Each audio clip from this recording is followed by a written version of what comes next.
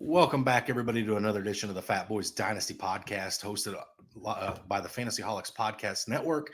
Once again, coming at you live on the YouTube channel, Brant. I know that the likes and the subscribes are going up on that YouTube, so hopefully you get some of you guys in here to join us today. First and foremost, if anybody wants to send hate mail, rally with pitchforks and torches because these ugly faces are coming in much clearer, cleaner pictures. You can thank the man behind the scenes, Josh Rodriguez, for coming in much in the clutch with the new equipment for the two Fatboyz, as well as a couple other guys. We've got some more exciting projects coming your way, hopefully the end of July, where we're going to give a little redraft and some betting spins to the podcast world for the Fantasyholics page. So keep an eye out and an ear out for that coming at you very soon. Second of all, happy 4th of July weekend to everybody, those at home. Brant, to you as well. A weekend full of fireworks, grilling out, and some other stuff. So that leads me to my first question for you here, Brant, before you hit the intro. Tomorrow on 4th of July from 10 a.m. to 12 p.m. is the Nathan's Hot Dog Eating Contest. Okay, the first part of this question I have is, do we think Joey Chestnut repeats? Yes. Okay, I agree. The second part of the question is, do you think between the two of us, whatever he eats today or tomorrow in that 2-hour session, do you think we could finish that in the course of 24 hours, the two of us combined? No. Okay, I agree with that as well. I got a big stomach, but I don't know how to rearrange that stuff like they do. Dipping hot dogs in water and swallowing it without chewing. Not a talent I possess, Brant. Not a talent I possess. But nonetheless, happy 4th of July weekend to you guys. We're going to be playing a little fun game today, Brant. We thought we'd switch it up, bring something a little entertaining, and it should be that today. So without further ado, let's get the bibs on. Let's eat.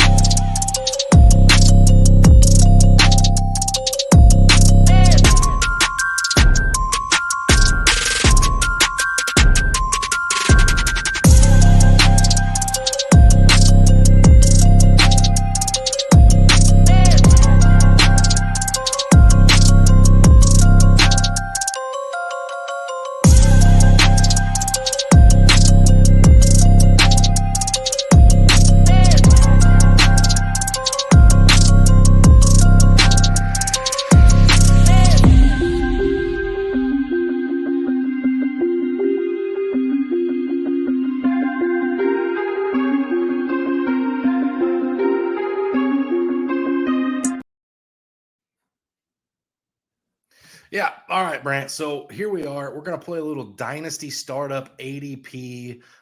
Would you rather? So the idea behind the game, Brant, you're going to present a player by the numbers, a couple players by the numbers.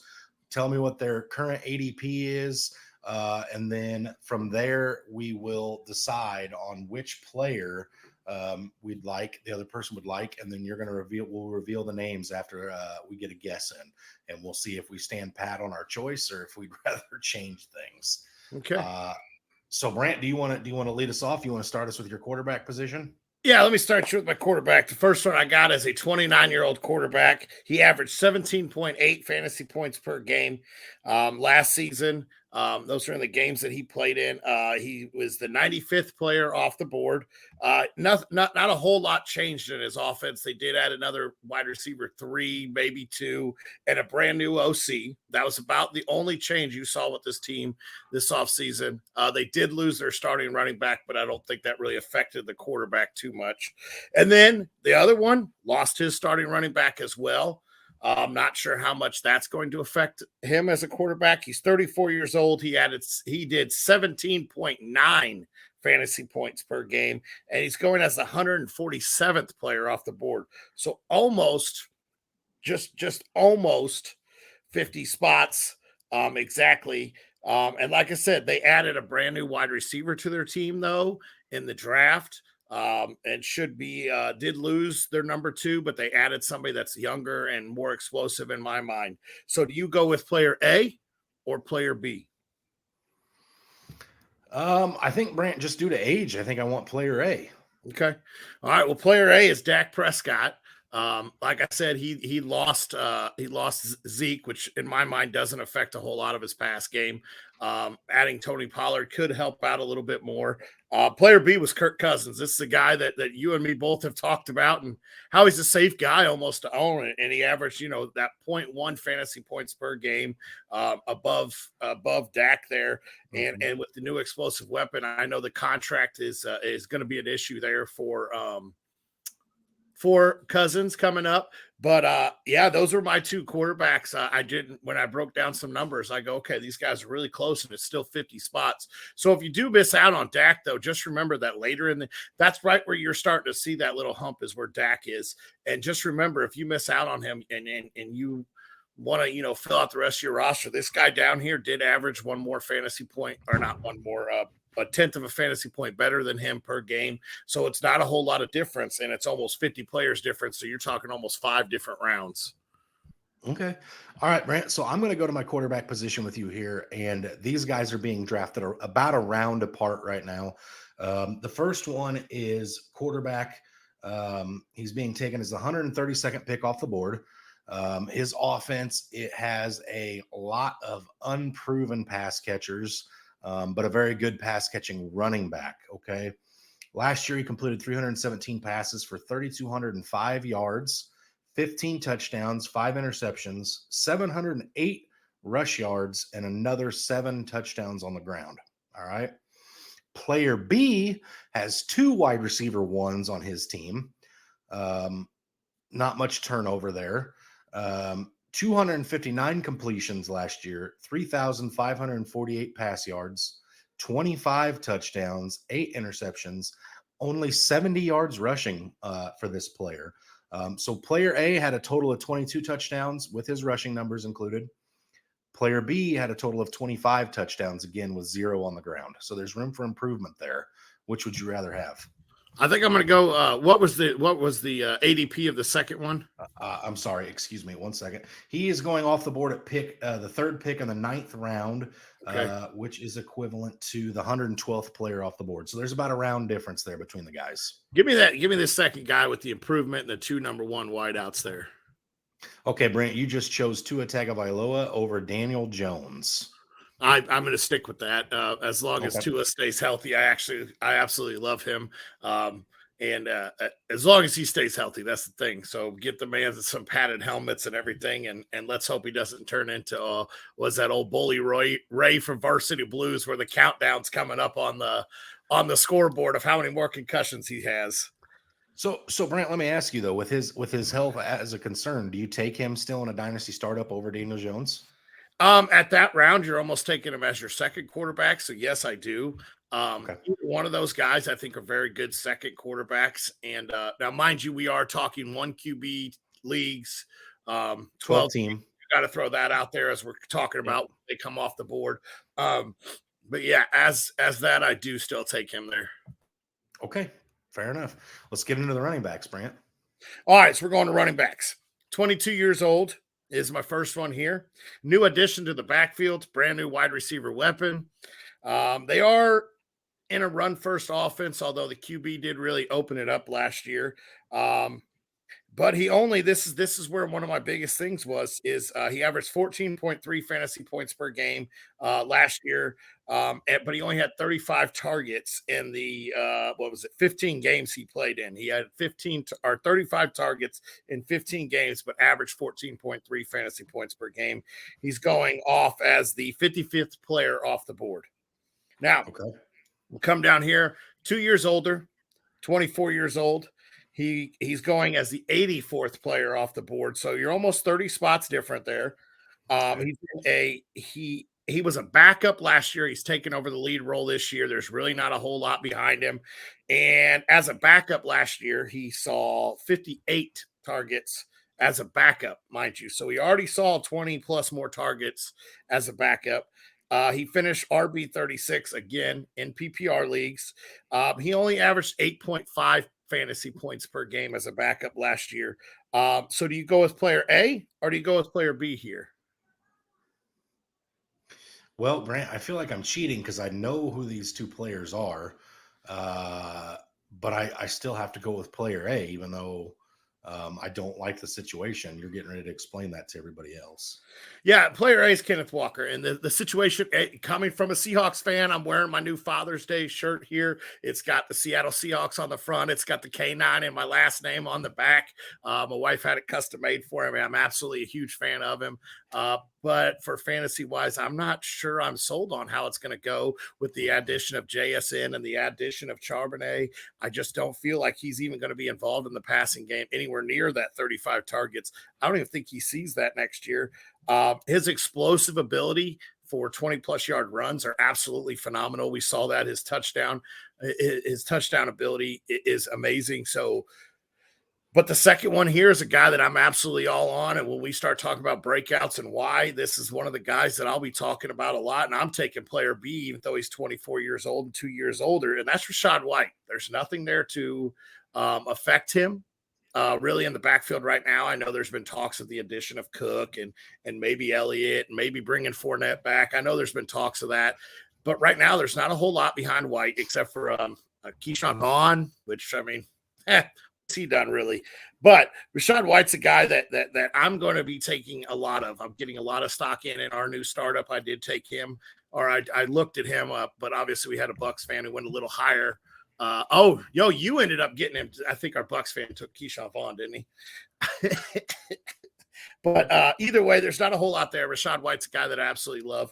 And now I'm going to talk about some players around. So if you took Walker here, you could have been taking players like Lamar Jackson, Keenan Allen, Aaron Jones, Calvin Ridley, and Justin Fields right around the same area as Kenneth Walker. Or you wait, or you take one of those guys and you grab White, or if you are the one taking Walker, you're getting a chance for mostly wide receivers twos with Lockett and Kirk around that range. But there's also Montgomery and Kamara's right around Rachaad White's range too.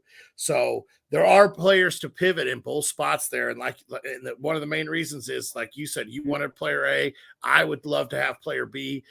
I'm not sold on Walker. I absolutely love him, but I'm not sold on the usage this year. Let me say I'd much rather have Rachaad White than Kenneth Walker, but just based on the numbers alone, the numbers leaning in Kenneth Walker's favor. And when you throw out Justin Fields instead of Kenneth Walker and then pivoting and getting Rachaad White later, that sounds something I'd much rather do. So, okay, Brant, I'm going to take you through my running backs a little bit here. So my running backs here are a little bit lower guys. These are guys that you're going to get to fill out maybe your flex.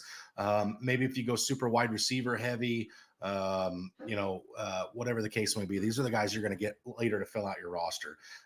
So I've got the first running back. He's coming in at pick 66, 220 attempts last year, 939 yards rushing, 4.2 yards per carry, to go along with 4 rushing touchdowns, adding another 30 receptions, 165 receiving yards, and 1 touchdown through the air. So player A, Brant, finished with 5 total touchdowns. Player B is going as the 76th player off the board. So there's about a 10-spot difference between the two. Last season, he had 188 attempts, 786 yards rushing, 4.1 yards per carry, 7 touchdowns on the ground, and he added another 13 receptions for 117 yards, no touchdowns. So player B did finish with 2 more total touchdowns than player A, but a little bit less receiving work, Brant. Okay. So they're 10-spot difference. 2 touchdowns. I think I'm going to have to take player A on this one here. So you chose Dameon Pierce over Cam Akers, a guy who you and I are both very, very intrigued with, Brant. So obviously Cam Akers didn't play in all the games as much as Dameon Pierce did, but towards the end of the season, he really got it going. And the biggest crutch he had was, who was his quarterback for the second half of the season, Brant, for Cam Akers? Baker Mayfield. And what does Baker Mayfield not do? Unfortunately, dump off passes.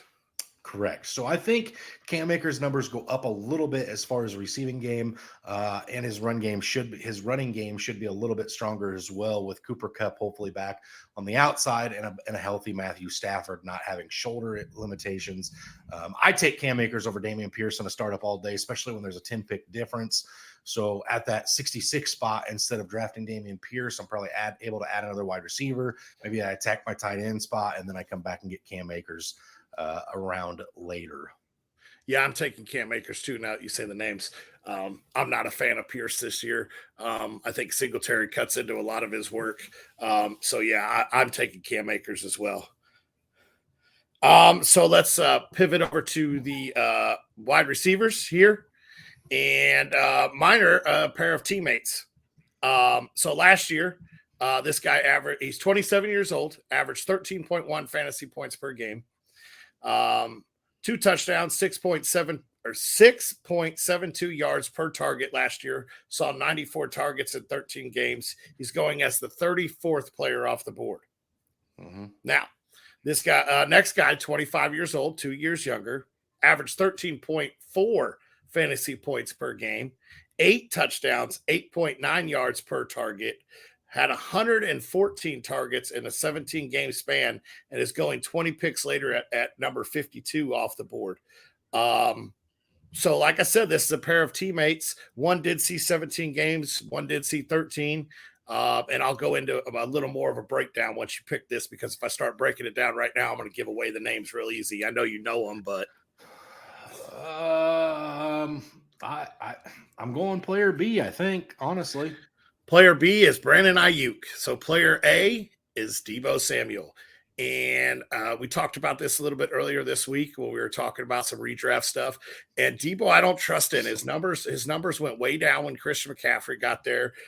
I just don't. Deebo Samuel is a guy that is overvalued in my mind. I don't see how he can repeat his fantasy from 2 years ago. Brock Purdy looked early and often for Brandon Ayuk in the games they played. Brandon Ayuk actually outperformed Deebo in most games they played. He saw double-digit targets at any game that Deebo missed. And I don't believe Deebo, I'd have to go back through my notes, but I don't believe Deebo saw double-digit targets except for maybe twice after Christian McCaffrey got there. His rushing went way down. This is a 20-spot difference. Give me Brandon Ayuk all day. 20-spot difference. A little bit more fantasy points per game and 2 years younger. Give me Brandon Ayuk. Yeah, Brant. So for me here, obviously this is tough because I've been a Deebo fan for a few years now. But I do think it was Jimmy G that made Deebo Samuel what Deebo Samuel was. Then you factor in the addition of Christian McCaffrey, who's going to take a lot of what Deebo did away from Deebo. So yeah, I do think at this time it's Brandon Ayuk, unfortunately. But again, Deebo was a lot of fun. Why Deebo was Deebo, but obviously I think Brandon Ayuk is the one to own in that wide receiver pairing now. Yeah. Now, before you jump into your wide receivers, if you pivot away from Deebo, and this is another reason I'm pivoting away from Deebo, you're getting guys like Chris Olave, DK Metcalf, and Christian Watson. All that youth right there, too, with the chance of, higher upside in my mind. Now, if you pivot away, you're going Chris Godwin, Hollywood Brown, and Jahan Dotson over around Brandon Ayuk's ADP. So that's even easier for me. I pivot. I'm going to grab Chris Olave over Deebo, and then I'm going to go back and grab Ayuk because of those 3 names I mentioned. Ayuk, I actually like over all 3 of those names. Yeah, I take Ayuk over all those guys, and actually it's the opposite with Deebo. I take every one of the guys you mentioned over Deebo, including Christian Watson. But I am a touch higher on him than the rest of the world, I think, at this point. So, but yeah, that's not even a close comparison for me. I'd be very upset if I ended up with Deebo Samuel out of those 5 names there. So, all right, Brant. So the 2 wide receivers I'm going to come at you with, both of them had quarterback struggles last year. And I'm not sure either one of them they both get a new quarterback this year, but I'm not sure either one of them upgraded quarterbacks this year. All right. So the first one is coming in at pick 34. All right. He had 117 targets last year, 72 receptions, 866 yards, 12 yards per catch to go along with 4 touchdowns. All right, that's player A. Player B is going off the board at the 54th pick. Had 118 targets, 63 receptions, 888 yards receiving, 7 touchdowns, and he did have 14.1 yards per catch. So again, one player had more touchdowns, the other had more receptions. Player A or player B, Brant? PPR league, I'm going with the one with the more receptions. You said that was player A, correct? Player A had 9 more receptions. Yeah. So PPR, I think I'm going with that. Standard, I would obviously pivot away to player B, but PPR league, which most of us are in, I'm going after player A. Okay, Brant, you just chose Drake London over DJ Moore. I'm okay with that. Yeah. So again, you got DJ Moore, who played with that dumpster fire of an offense in Carolina that saw PJ Walker, Sam Darnold, Baker Mayfield, all those guys last year. Whereas Drake London was hamstrung by Marcus Mariota most of the season. So both of these guys do get new week 1 starters this year in Justin Fields for DJ Moore and Desmond Ridder for Drake London. I too would lean Drake London here, but it's a 20 pick difference. I didn't know with the 20 picks between the two of them, if that would sway you off of Drake London instead of DJ Moore. So what you're talking, it really did get close to swaying me. I do like DJ Moore this year. I just don't know about his upside. But in PPR format, I'm going to go with the guy that had the more targets and more receptions. And like you said, I think that in the hindsight, Drake London actually does get an upgrade in QB accuracy. DJ Moore, I think, gets a little bit upgrade. Maybe you put all those guys together and they might have about the same accuracy as Justin Fields. I know Fields hasn't been the greatest, but yeah, I think I'd take Drake London even with that 20 pick difference. Okay. All right, Brent, let's move on to the tight end position. This is one I'm excited about here. This one I was not excited about. It was really hard to do.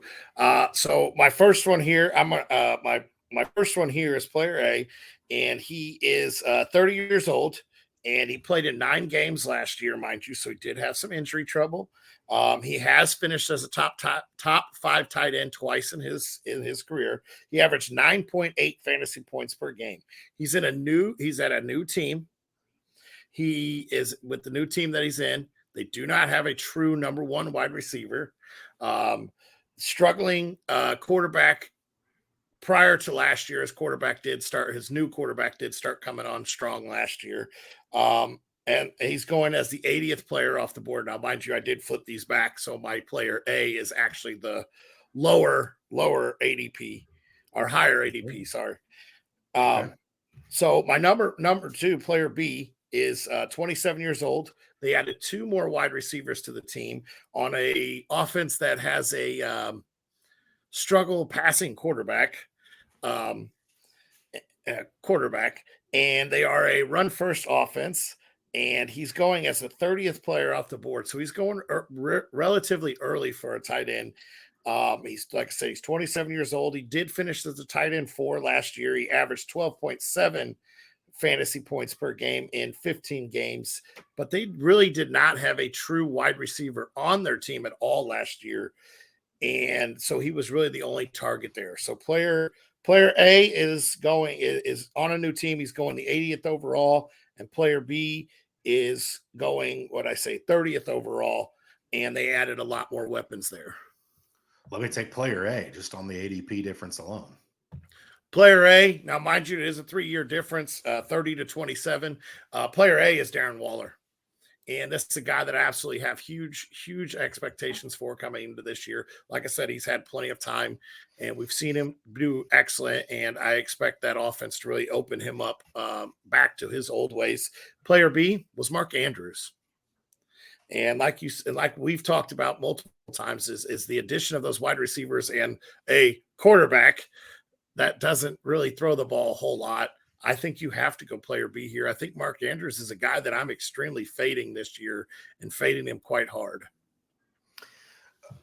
Brant, let me say this when it comes to the tight end position. All right.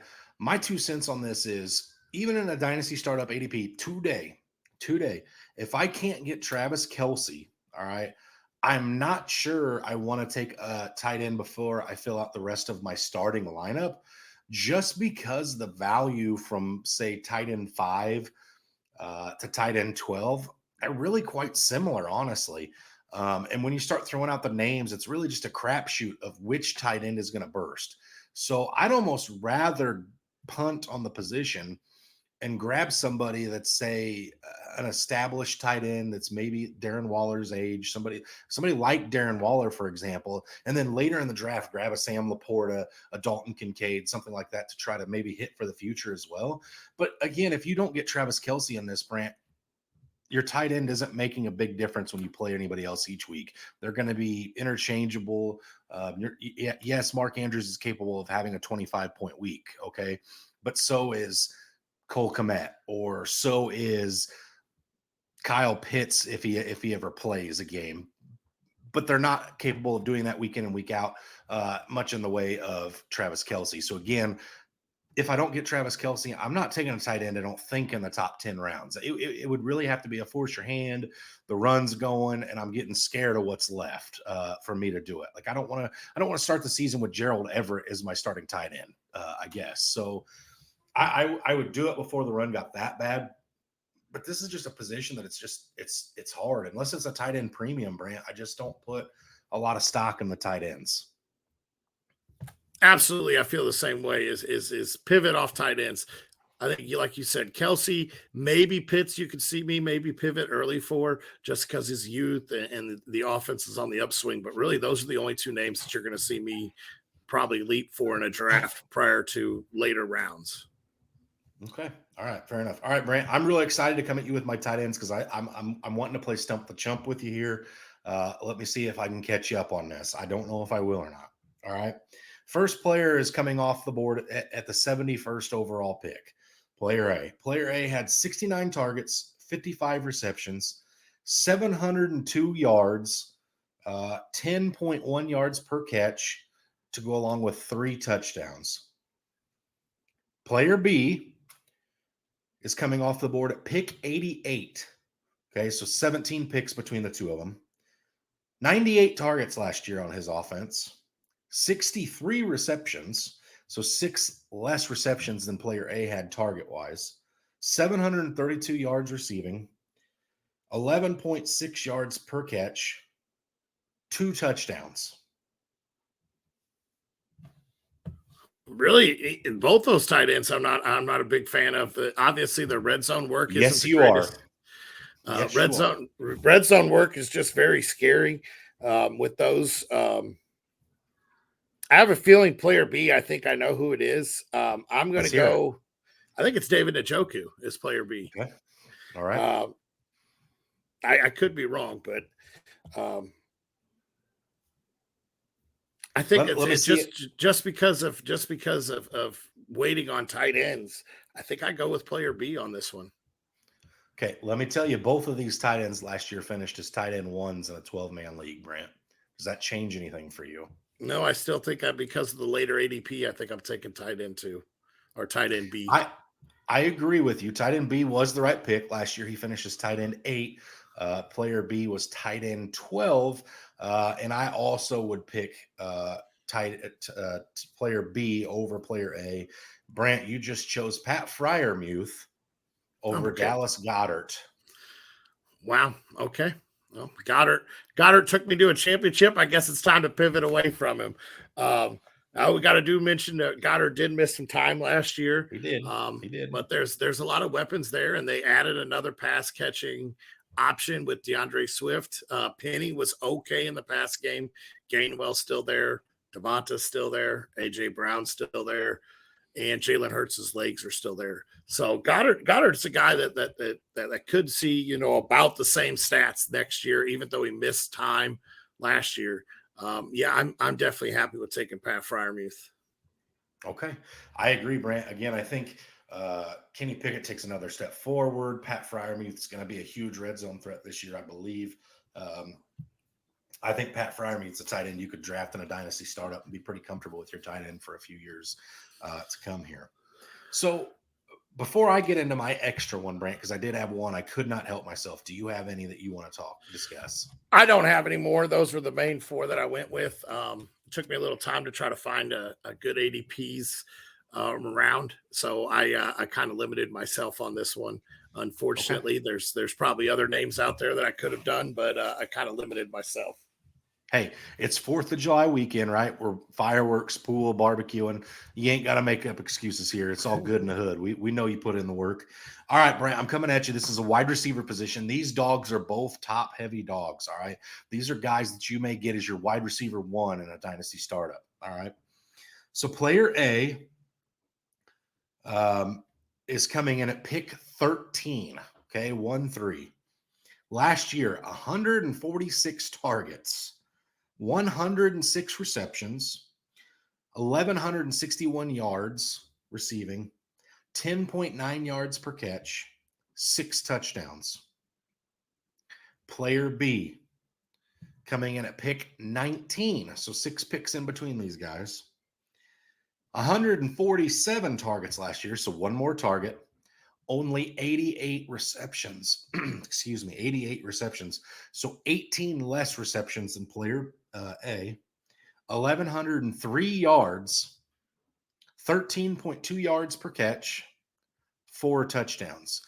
So, Brant, player A beat player B in everything except for yards per catch and targets.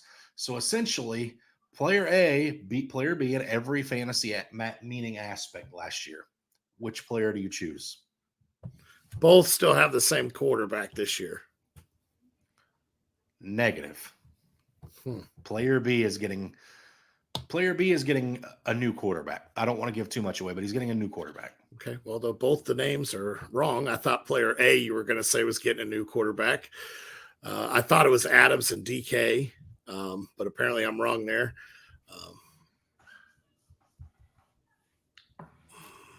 Give me player A just because of the quarterback situation staying the same. Okay, I will tell you this, Brant, before I give out names. I don't think you can go wrong with either of these players, but I think we will both agree we'd much rather own player B in a dynasty. Player A that you chose, Brant, Amon-Ra St. Brown, finished as the wide receiver 7 last year. Very good numbers.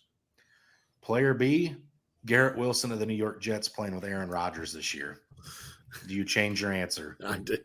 As much as I love Amon-Ra St. Brown, as much as he's helped me carry me last year after I got him for a steal and a trade in our dynasty league, I think I'd rather own Garrett Wilson, even though I could own both of these guys in our dynasty league, but I definitely made a bad mistake on trying to irritate somebody that I love to irritate. But yeah, I think I'm going to take Garrett Wilson over Amon-Ra St. Brown.